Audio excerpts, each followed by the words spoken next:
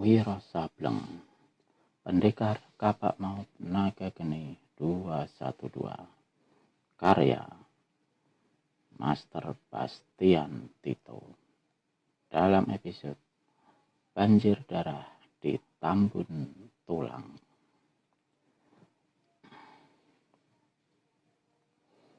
Kiai Bangkalan menggeletak di lantai batu dalam goa belerang. Sedikit pun tubuh itu tidak bergerak lagi karena nafasnya sudah sejak lama meninggalkan tubuh. Orang tua itu menggeletak menelentang. Dua buah kursi yang panjangnya hanya 3/4 jengkal berbulu gading menancap di tubuh Kiai Bangkalan. Darah bercucuran menutupi seluruh wajahnya. Dalam jari-jari tangan kiri Kiai Bangkalan tergenggam secarik kertas tebal 4 persegi. Sedang tepat di ujung jari telunjuk tangan kanannya, yaitu pada lantai batu tergurat tulisan Tambun Tulang. Wiro Sableng yang berdiri di dekat tubuh tak bernyawa Kiai Bangkalan tidak mengetahui apa arti dua buah kata itu. Apakah nama seseorang, yaitu manusia yang telah membunuh orang tua itu, ataukah nama sebuah tempat? Yang diketahuinya ialah bahwa si orang tua telah menuliskan dua buah kata itu pada saat-saat menjelang detik kematiannya, karena ujung jari tangan yang dipakai menulis masih tergeletak kaku di atas huruf terakhir kata yang kedua. Diam-diam Wiro Sableng memaki dirinya sendiri. Seharusnya dia datang lebih cepat ke gua belerang, sehingga nasib malang begitu tidak terjadi atas diri si orang tua. Kiai Bangkalan tempo hari telah menyuruhnya datang dan menjanjikan akan memberi pelajaran tentang ilmu pengobatan. Kini dia datang terlambat. Kiai Bangkalan hanya tinggal tubuh kasarnya saja. Perlahan-lahan Wiro berlutut di samping tubuh Kiai Bangkalan. Diperhatikannya kertas tebal 4 persegi yang tergenggam di tangan kiri Kiai Bangkalan. Ternyata kertas tebal ini adalah robekan kulit sebuah buku. Dan pada kertas itu tertulis 1000 macam ilmu pengobatan. Wiro Sableng tarik nafas panjang yang mengandung penyesalan. Satu kesempatan lagi dapat ditarik oleh pendekar ini, yaitu bahwa Kiai Bangkalan menemui kematiannya dalam mempertahankan sebuah buku ciptaannya, yaitu buku tentang pengobatan. Tentulah sebuah buku yang sangat berguna bagi dunia persilatan, sehingga seseorang telah mengambilnya dengan jalan kekerasan. Dan Wiro lalu ingat kembali janji Kiai Bangkalan yang hendak mengajarkan ilmu pengobatan kepadanya. Rupanya orang tua itu telah membukukan sebuah macam cara pengobatan yang diketahuinya. Sepasang mata Wiro Sableng kemudian berputar memperhatikan dua buah kecil keris yang menancap di tubuh Kiai Bangkalan. Menurutnya kedua keris itu pastilah mengandung racun jahat, karena seseorang yang ditusuk bahkan yang dicungkil kedua matanya belum tentu menemui kematian. Tak pernah dia sebelumnya melihat keris semacam itu. Kiai Bangkalan bukan seorang berilmu rendah, dan melihat pada keanehan bentuk senjata yang menancap itu, Wiro sudah dapat menduga siapapun pembunuh Kiai Bangkalan adanya, manusianya pastilah bukan orang sembarangan. Dan siapa kira-kira yang telah melakukan perbuatan terkutuk ini? Untuk beberapa lamanya, Wiro berlutut di situ. Akhirnya dia sadar bahwa dia harus menguburkan jenazah Kiai Bangkalan. Didukungnya tubuh tiada bernyawa itu dan melangkah menuju ke pintu untuk terakhir kalinya. Sebelum meninggalkan ruangan itu, Wiro memandang berkeliling, dan saat itulah sepasang matanya membentur sebuah benda. Benda itu tadi tidak kelihatan karena tertindih oleh tubuh Kiai Bangkalan yang menggeletak di lantai. Wiro mendekatinya, dan benda yang mulanya disangkanya cabikan pakaian ternyata adalah kulit harimau. Bulunya bagus berkilat, kuning berbelang-belang hitam.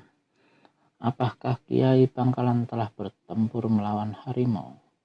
Mana mungkin seekor harimau bisa menancapkan dua buah keris aneh di mata orang tua itu? Atau mungkin harimau siluman, kulit itu kering dan bersih. Ini membawa pertanda bahwa itu bukan kulit harimau hidup. Wiro Sableng memasukkan robekan kulit harimau itu ke dalam saku pakaian, lalu meninggalkan ruangan batu tersebut dengan cepat. Langit di ufuk timur mulai terang, disorot sinar merah kekuningan sang matahari yang hendak keluar dari peraduannya. Katulistiwa, detik demi detik kelihatan dengan jelas. Di dalam sorotan sinar matahari, air laut laksana hamparan permadani yang indah sekali. Kemudian matahari pun keluar tersembul di ufuk timur itu, merupakan sebuah bola raksasa seolah-olah muncul dari dalam lautan luas. Sepasang mata Wiro tiada berkedip memandang ke arah timur. Telah 5 kali dia melihat kemunculan sang surya di tengah lautan. Betapa indahnya, sukar dilukiskan dengan kata-kata. Dan setiap dia memperhatikan keindahan alam ciptaan yang maha kuasa itu, teringatlah dia pada si pelukis aneh.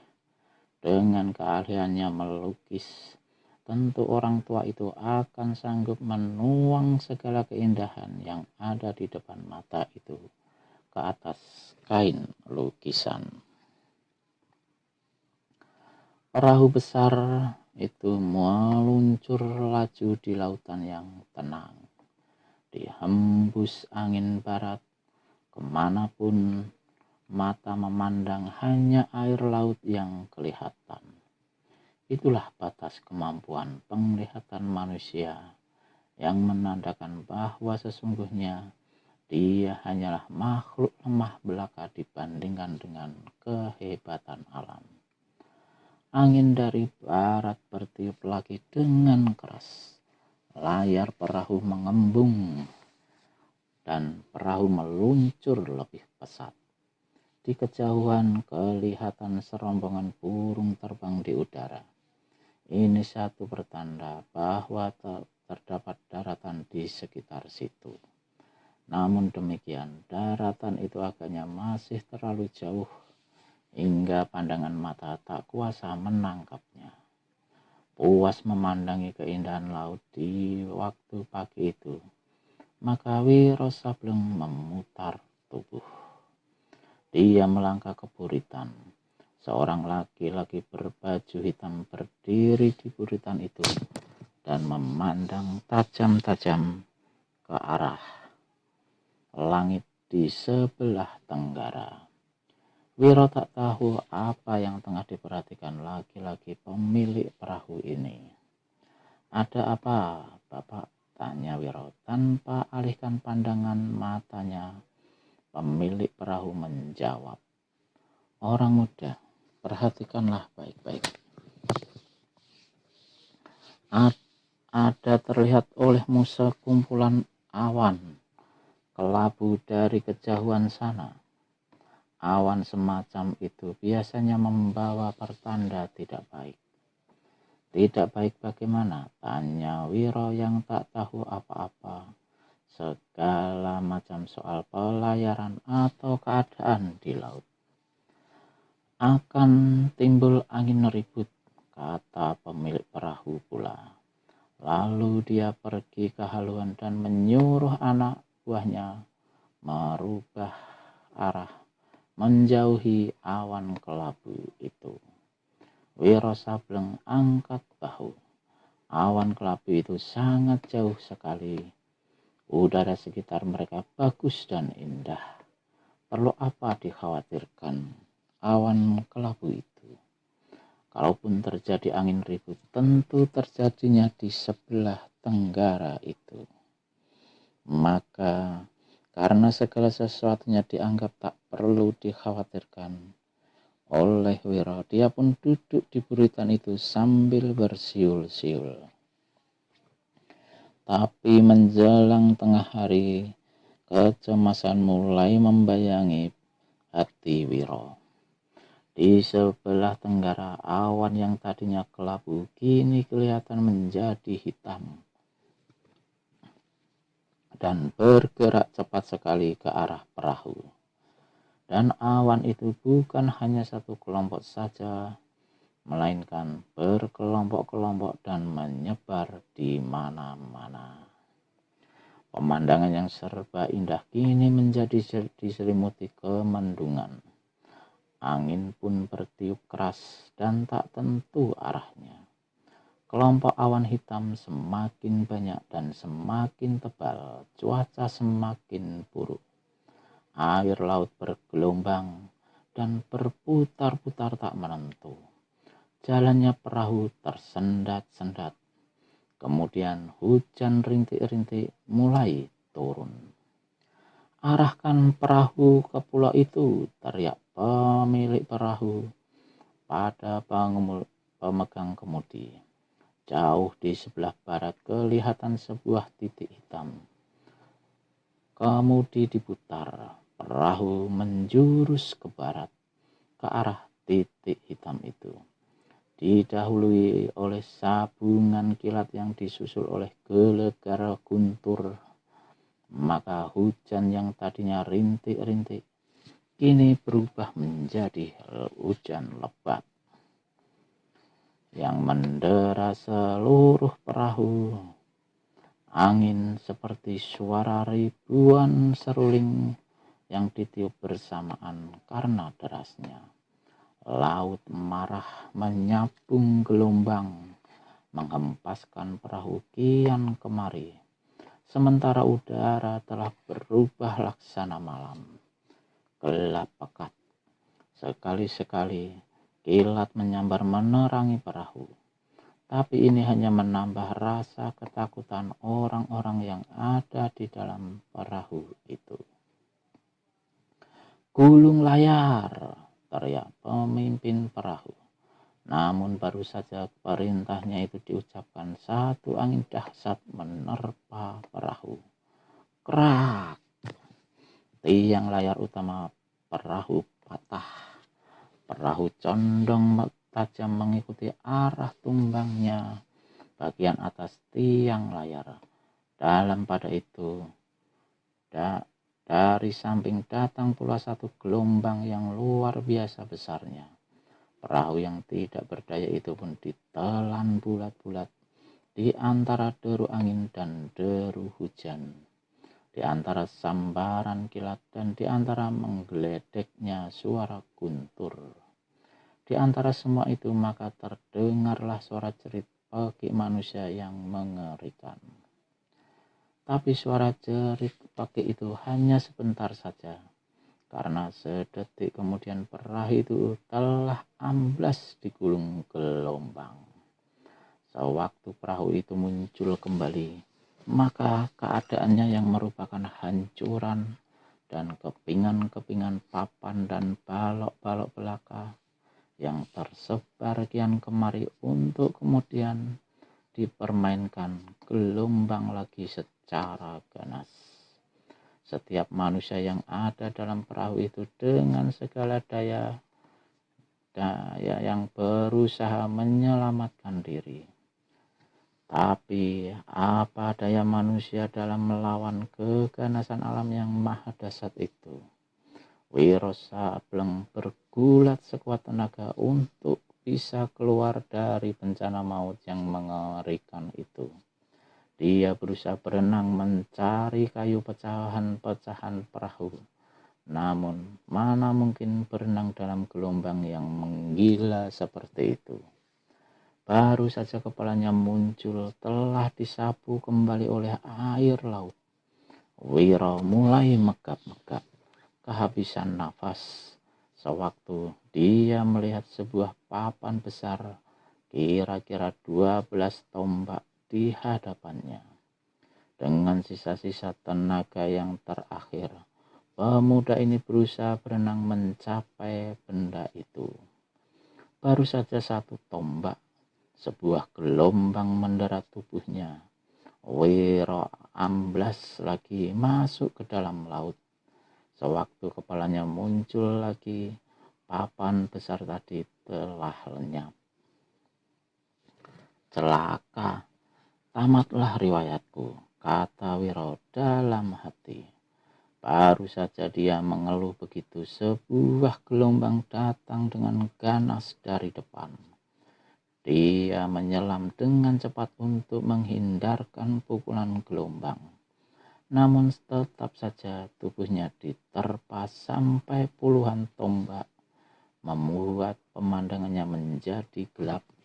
Ketika dia memunculkan kepalanya kembali di permukaan laut dalam keadaan setengah hidup setengah mati, sesuatu melanda keningnya dengan keras. Kulit keningnya robek dan mengucurkan darah. Wiro tak tahu benda apa yang telah menghajar keningnya itu, karena dia tak bisa membuka kedua matanya. Namun demikian, otaknya masih terang untuk berpikir. Apapun benda itu adanya, mungkin bisa dipakai untuk menyelamatkan jiwanya. Maka dalam mata terpejam dan muka berlumuran darah, dengan membabi buta, Wiro Sableng gerakkan tangannya untuk menangkap benda itu. Pertama kali dia cuma menangkap angin. Yang kedua kali dia cuma menampar air laut di sampingnya. Ketiga kali juga tak berhasil apa-apa. Namun kali yang keempat baru dia berhasil menangkap benda itu dan dipegangnya erat-erat. Beberapa saat kemudian, ketika kedua matanya sudah bisa dibuka, ternyata benda itu adalah sebuah balok pendek yang terpaku pada sepotong papan yang lumayan besar. Wiro Sableng bersyukur dengan benda itu dia bisa mempertahankan diri agar tidak tenggelam untuk kemudian berusaha berenang mencari daratan. Belum lama Wiro berpegang pada papan itu, terombang-ambing di permukaan ombak. Satu benda meluncur di hadapannya. Sebentar timbul, sebentar tenggelam. Ketika diperhatikannya, ternyata tubuh seorang anak kecil. Wiro tahu betul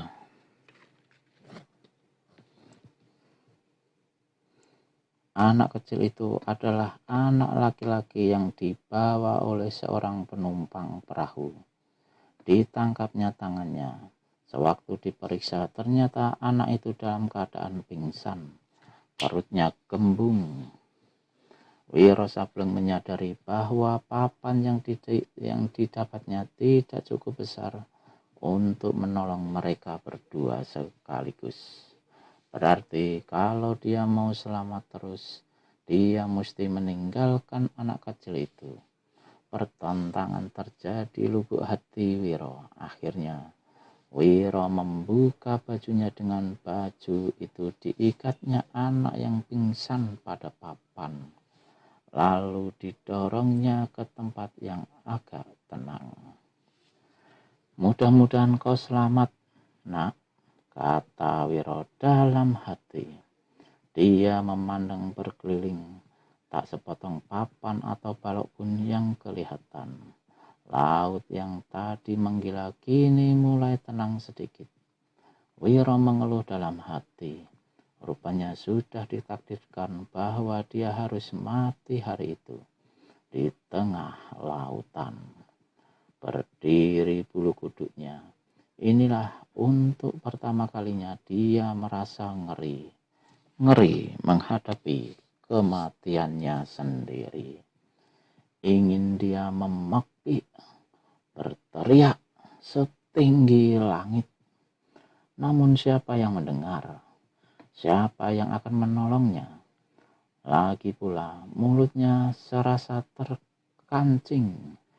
Dicobanya berenang, namun kekuatannya sudah sampai di batas terakhir. Kaki dan tangannya kaku, tak sanggup digerakkan lagi. Sedikit demi sedikit, perlahan-lahan, tetapi pasti tubuhnya mulai tenggelam. Sebelum kepalanya lenyap di telan air laut, pemuda ini merasa seperti melihat sesuatu jauh di hadapannya, meluncur di atas air laut menuju ke arahnya. Dia tak tahu benda apa itu. Kelihatannya seorang manusia berjubah putih, tapi mungkin juga malaikat maut yang hendak mencabut nyawanya. Pada detik dia menyebut nama Tuhan dan memanggil nama gurunya. Pada detik itu pula tubuh Wiro lenyap keseluruhannya dari permukaan laut. Ketika Wiro siuman, tubuhnya terasa panas. Kepalanya berdenyut sakit. Matanya berat sekali untuk dapat dibuka. Di mana aku sekarang? Apakah sudah berada di alam akhirat? Berada di neraka? Wiro Sableng membuka kedua matanya dengan perlahan. Yang pertama sekali dilihatnya adalah atap Rumbia. Dia berusaha memutar bola matanya dan memandang berkeliling. Sesungguhnya sudah mati atau masih hidup aku ini, pikir Wiro. Ingatannya merayap pada saat dia berada di atas perahu tengah menyeberangi Selat Sunda, meninggalkan Pulau Jawa, menuju Pulau Andalas. Kemudian datang angin topan dan hujan lebat. Perahunya amblas ditelan gelombang. Lalu setelah mengikatkan seorang anak laki-laki pada sebuah papan, tubuhnya tenggelam di dalam laut dan tak tahu apa-apa lagi. Tapi kini dilihatnya atap Rumbia itu, dilihatnya dinding kayu, dilihatnya isi pondok kecil itu. Bermimpikah dia? Digigitnya bibirnya, terasa sakit. Tidak, dia tidak bermimpi, tapi sukar untuk bisa menerima kenyataan yang ada di hadapannya saat itu. Untuk memastikan dicobanya bangun dan duduk di tepi balai-balai kayu di mana dia terbaring. Tapi tubuhnya yang lemah, tiada berdaya itu terhempas kembali ke atas balai-balai. Wiro mengeluh kesakitan dan dia pingsan lagi. Kedua kali dia tak sadarkan diri. Hawa panas dari demam yang menyerangnya telah berkurang, tapi tubuhnya masih lemas. Tenggorokannya kering dan tersendat.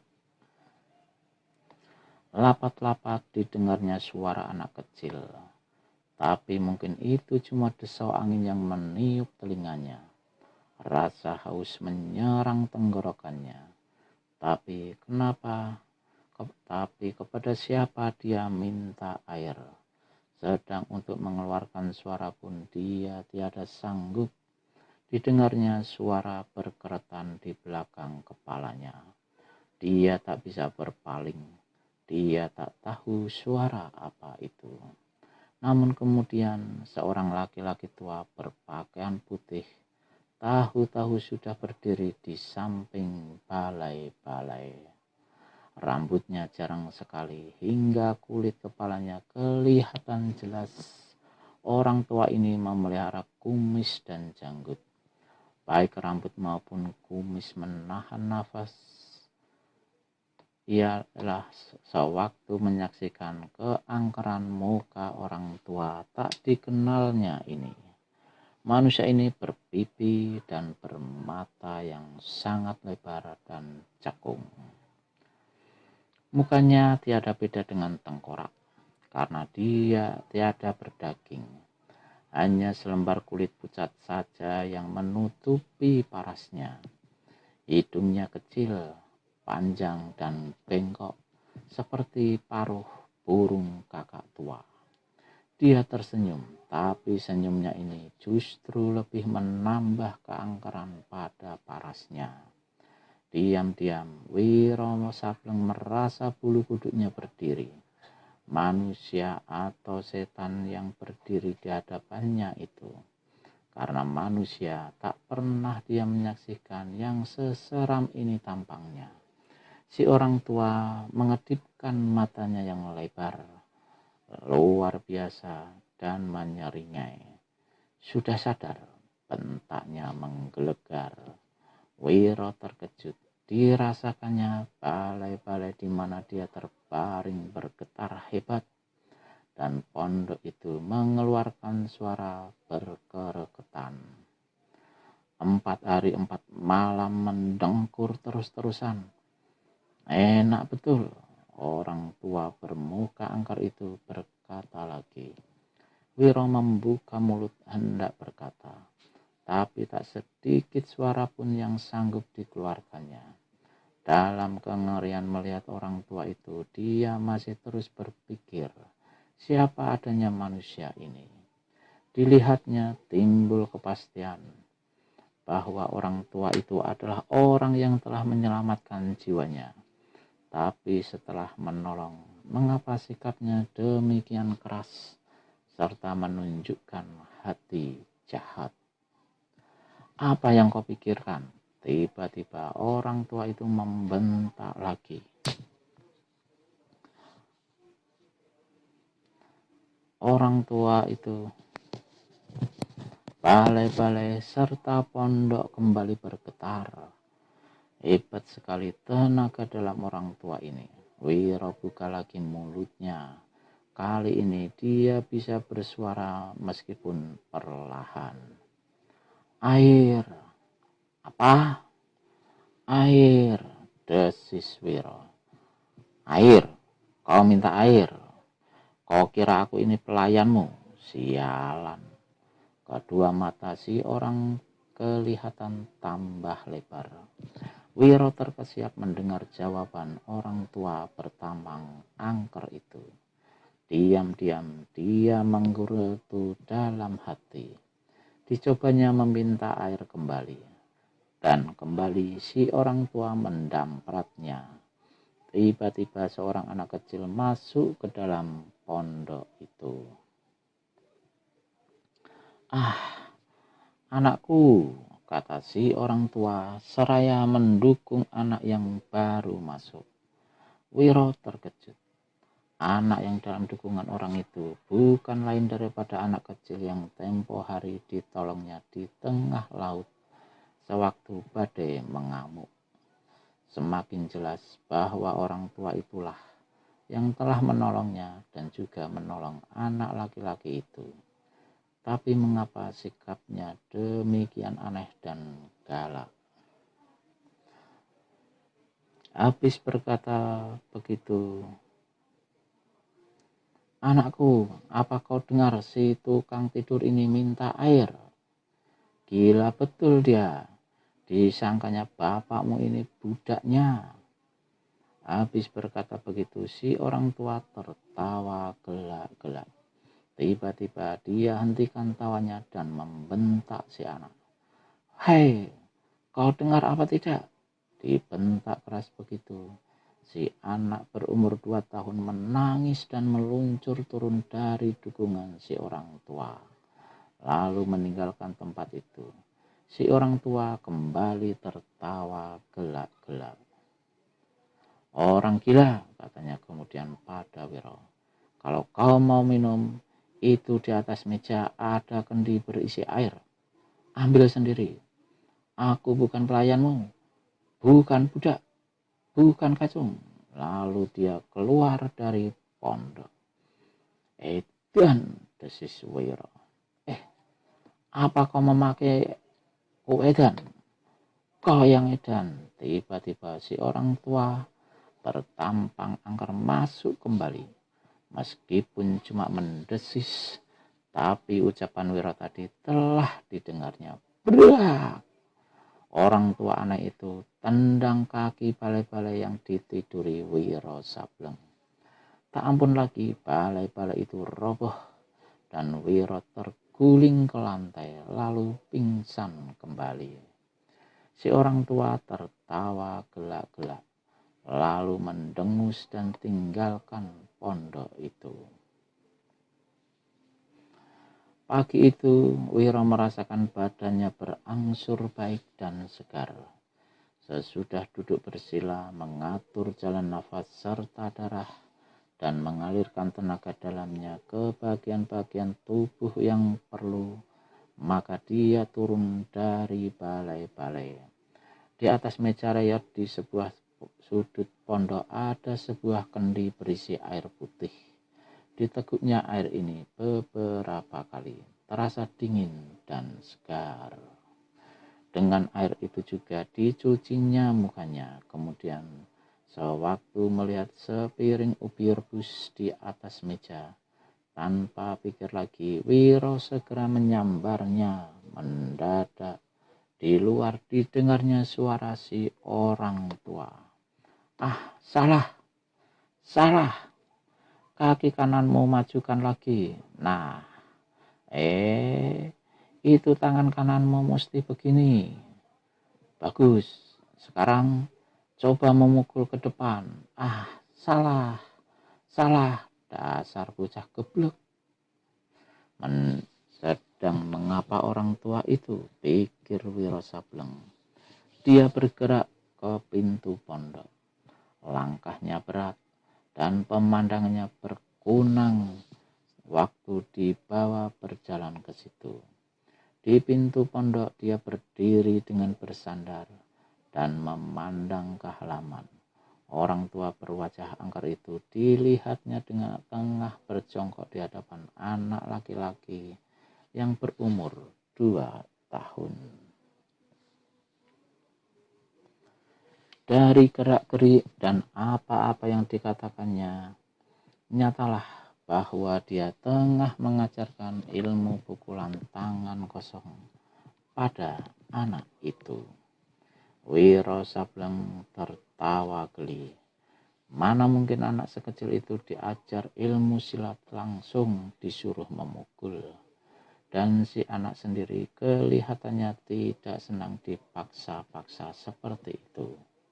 Kelihatan dia menggeleng-gelengkan kepala. "Apa?" bentak si orang tua.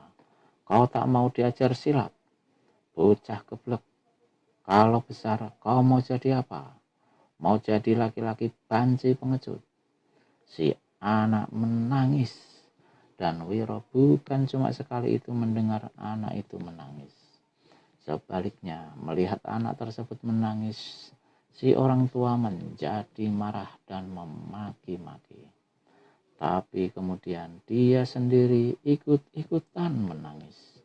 Wiro Sableng garuk-garuk kepalanya. Aneh sekali orang tua ini, katanya dalam hati. Mungkin otaknya kurang waras, tapi agaknya kepandaiannya tinggi sekali. Dan Wiro lantas ingat pada gurunya, yaitu Eyang Sinto Gendeng. Sifatnya hampir sama dengan orang tua ini. Bocah tolol, kalau kau tak mau belajar silat, pergilah sana main-main. Nanti kalau ada yang mengatakan kau laki-laki pengecut, jangan salahkan aku. Habis berkata demikian, si orang tua pukul-pukul keningnya sendiri sambil membalikkan badan dan melangkah ke pondok.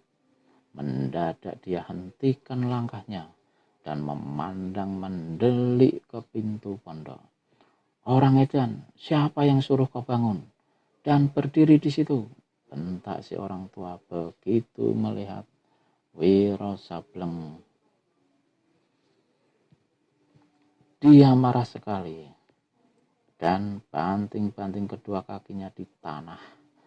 Dan bukan main terkejutnya Wiro Sableng sewaktu melihat bagaimana tanah yang kena bantingan kaki orang tua itu amblas sampai setengah jengkal. Tiba-tiba Wiro ingat bahwa siapapun adanya orang itu yang bertampang angker itu adalah orang yang telah menyelamatkan jiwanya. Maka dengan segera Wiro menjura dalam-dalam. Betul-betul kau sudah gila, sentak si orang tua. Apa-apaan menjura segala? Orang tua, aku berhutang nyawa padamu, juga berhutang budi. Aku hutang nyawa, hutang budi. Kau gila. Bukankah kau yang telah menolongku sewaktu perahu yang kutumpangi tenggelam di lautan, kemudian merawatku di sini? Orang tua itu urut-urut keningnya, mimiknya seperti seorang yang tengah berpikir-pikir atau mengingat-ingat. Tidak, katanya kemudian dengan keras. Aku tak pernah menolong orang gila macam kau. Meski Wiro menjadi gusar karena dimaki orang gila, namun dia bertanya lagi. Lantas, bagaimana aku bisa berada di tempatmu ini?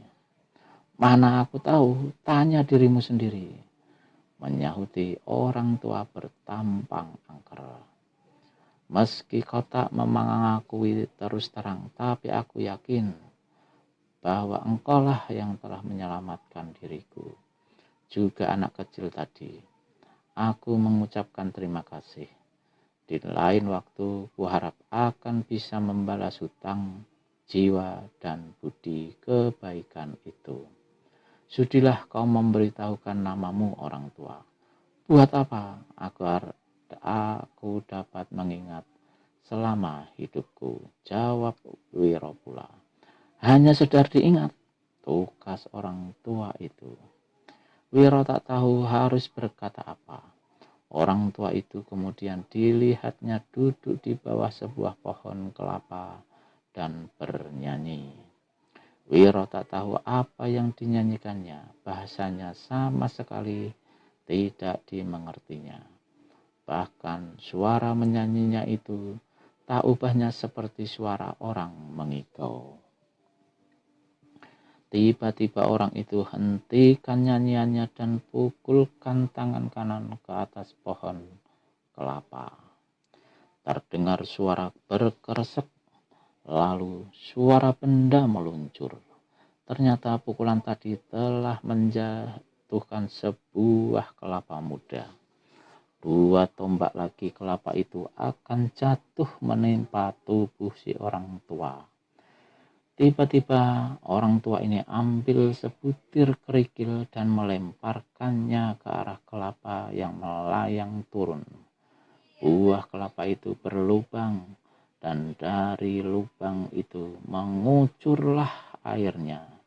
Si orang tua buka mulutnya. Air kelapa memancur masuk ke mulut orang tua sampai akhirnya habis. Wiro sampai terenganga dan melotot melihat ini. Luar biasa hebatnya apa yang disaksikannya itu. Gurunya sendiri belum tentu sanggup berbuat seperti itu. Dan sementara itu, buah kelapa yang airnya sudah habis itu terkatung-katung di udara, seperti ada tangan yang tak terlihat memegangnya. Orang tua itu gerakkan tangan kanannya. Wuh! Kelapa muda itu tiba-tiba sekali melesat ke arah pintu pondok. Dalam kecepatan yang luar biasa, Wiro melompat ke samping. Tubuhnya hampir tersungkur karena masih lemah. Dan di dalam pondok didengarnya suara pecah berantakan. Buah kelapa itu menghantam kendi air dan terus membobolkan dinding pondok.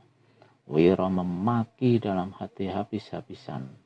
Sebaliknya, orang tua itu malah tertawa gelak-gelak sampai keluar air mata. Orang gila, kemari kau. Orang tua itu memanggil Wiro. Dia melototkan mata sewaktu Wiro dilihatnya tak bergerak di tempatnya. Sebaliknya, Wiro juga memandang tak berkedip pada orang tua itu. Maka menggeramlah si tampang angker itu. Wah, kau berani menantangku. Dari balik pakaiannya, orang tua ini mengambil sesuatu. Saking cepatnya, Wiro tak mengetahui benda apa itu. Dan tiba-tiba, benda itu sudah dilemparkannya ke arahnya. Untuk kedua kalinya, Wiro dipaksa melompat dalam keadaan tubuh lemah demikian rupa. Kali ini, dia tak sanggup lagi mengimbangi dirinya.